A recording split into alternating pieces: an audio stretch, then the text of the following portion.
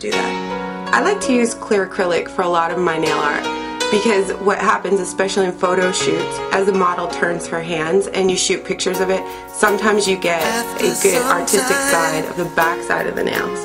So I actually chose to do it in a clear acrylic so that should her hands be turned, you'd still see some of the artwork from the back.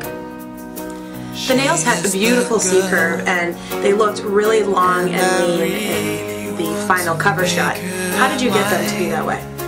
Well, one of the things that I find that's really important when doing a cover or a set of nails in nail art this busy is if you don't do them long enough and you don't do them thin enough and narrow enough, the nail art can make the nails look really fat and wide.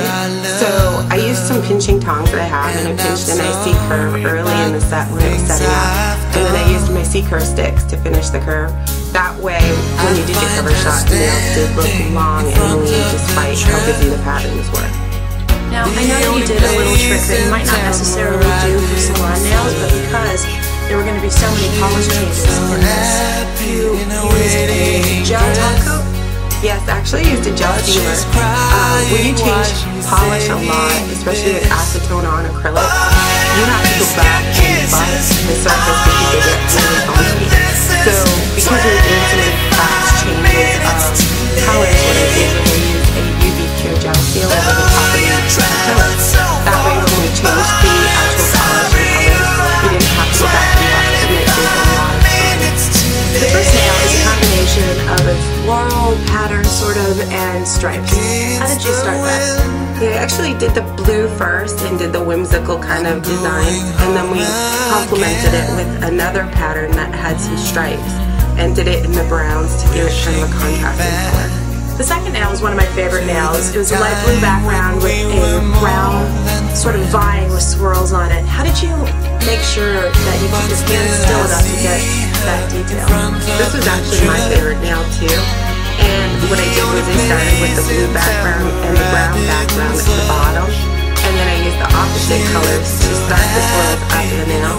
And it didn't really take a steady hand so much as I just went back and cleaned up any edges that were a little messy with the background color. So while it looks really complex and difficult, it's actually quite easy. The third nail is a flat, which is really cool and pretty simple and straightforward, but you had to get really thin, precise lines in there. Any tips for that?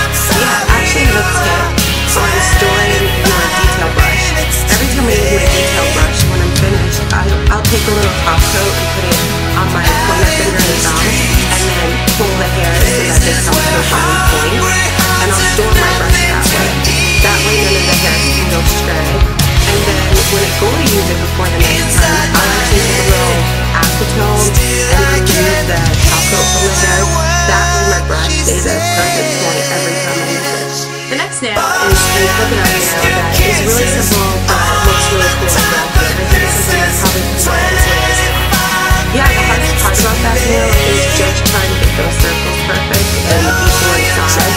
But again, you can just go back with your background color and go around the circles and perfect any they're off in shape or not quite perfect. Just go back with your background color. You want to do something a little bit different. The pinky nail has some texture because all of the other nails are flat and pitched. What did you do for that nail? For this one, I just created the background color. I put the top coat over it, and while the top coat was still wet, I laid her nail into a little pot of beads that I had, and it gave it an interesting look. To protect the beads, instead of brushing on top coat over the top of the nail, what I did was I actually just touched it with the top coat, so the top coat would seep in between the beads and hold them in place during the shoot. That way we didn't have to worry about the model knocking the beads off the nail. If you did it in a salon, let's say a client wants something like this, you would just top coat the whole thing. I would top coat it, or I would put down a coat of clear acrylic and use the acrylic to adhere the beads to the nail, and then do a protective or glossy coat over it, and that would be more wearable for, you know, a 2-week span between visits. I love what you did with the thumbnail. It was sort of a different take on more dots and circles. Yeah, I like to think of this as my retro nail. I was shopping in Hollywood recently at a furniture store, and I saw this pattern on a chair, and it really stood out to me. It was something that I thought I'd really like to own for my house. And it happened to be around the time that you asked me to put together patterns, so I sketched this one down on a piece of paper so I'd remember it for the shoot. And I really like how it came out. I don't tend to do everything symmetrically. I like nail art that isn't perfect and placed evenly.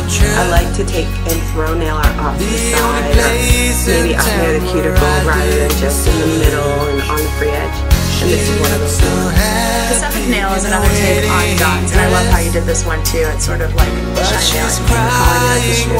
Yeah, I wanted to show you can do a lot with dots. They don't just have to look like dots. I mean, we've done basically 2 patterns to show you how circles and dots can seem very different from one another, even though they're on the same set of nail. And the little white dots inside the big circle really finished that nail off and gave it a really kind of googly eye look and made it really fun. The next nail is also sort of a retro 60s type nail. Yeah, it's another good example of how old style patterns are coming back. I'm sure I've seen this pattern before on some of those children's shows I watched when I was little that depicted the 60s. But what I did was I just rounded the corners of squares and placed them overlapping each other on a kind of a terracotta background color, and it gave it that really, you know, 60s kind of retro look.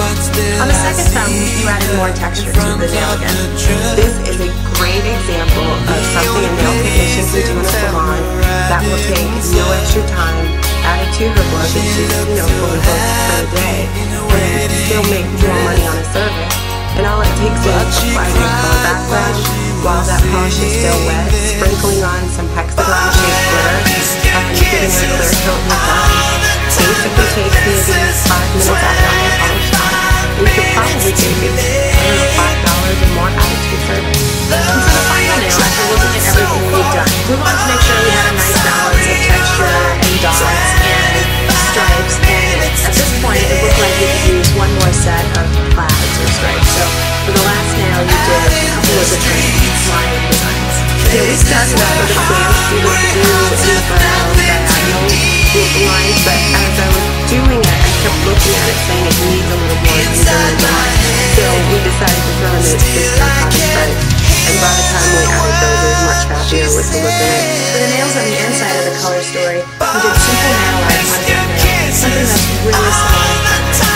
Yeah, I would call these realistic salon nails. This is something where you can just do a little bit of nail art on, say, your pointer finger or the ring finger, and it's actually more acceptable to the masses. More people are willing to wear simple nail art than the crazy, wild, really intensive stuff. So I like to look at this as what I would call salon realistic. I love how on the red nails you did a little bow that sort of matched the bow that she was wearing around her neck. Instead of doing kind of a girly bow shape, because it had a red background, it really needed to be kind of a sophisticated bow shape. So I just did the cookie cutter standard shape of the bow, and then did the smaller one in the middle, and then the tinier one at the very end of the nail. And I think it was just enough to complement her jewelry and her nail color. Yeah, I agree, and I think that that sort of theme of simple followed through the rest of the nails too. For example, on the blue nails, you did that little tiny dotted line right at the free edge. Yeah, it's like a dotted French on that blue background, and instead of carrying it through to all 10 nails, it actually looks better to just do 1 or 2 nails. And then on the yellow nails, again, you went back with that dot pattern. Yeah, I did a bigger dot near the cuticle, and then did a curved design and made the dot smaller as I went down the nail. Again, keeping it simple. And it's something that you can easily wear, like you said, on 1 or 2 nails, and you can charge, you know, a little extra for that design. Yeah, adding money to your ticket service without adding time to your books. For the last nail, this is one of my favorites. It was on a metallic nail, you did stripes. Using the matte color of the acrylic paint against that metallic background gave an interesting look too. It just kept it simple with the stripes, and again, quick and easy. Thank you so much for coming in and doing all the work for us. This is so great, and it took so much creativity on your part that I was just blown away. You are so welcome. I have so much fun when I come do these shoots because you allow me to really stretch my creativity more so than I would ever get in the salon or even, you know, at shoots or other shoots that I do. So